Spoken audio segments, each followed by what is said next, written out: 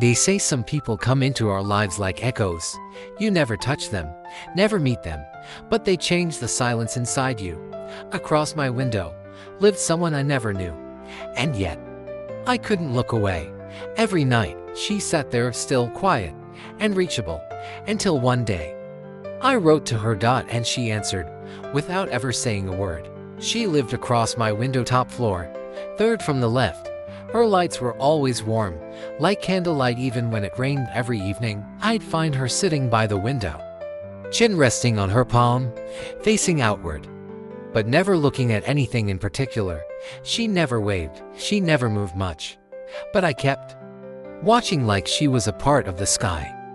It started with a paper airplane. Stupid, I know. I wrote, you always seem peaceful.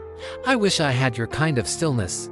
I didn't think it would reach her, but the next day, the window was opened up just slightly, just enough. So I sent another, then another, never signed them, just wrote. I told her about my mornings, how my coffee always spills if I look at her too long, how I wonder what book she's holding. I told her I was lonely, but watching her made it softer. Still, she never responded, but the window stayed open, and that was enough. One night, the light in her apartment flickered out. For the first time in weeks, she wasn't there. I stared at that empty window like I'd lost something I never had. Then, a knock on my door. A neighbor I didn't know, an older woman. Kind eyes, she said. She asked me to give you this. She doesn't write, but she hears you. She handed me a voice recorder. When I pressed play, I heard, I don't need to read your letters. I hear them, every fold, every glide across the air.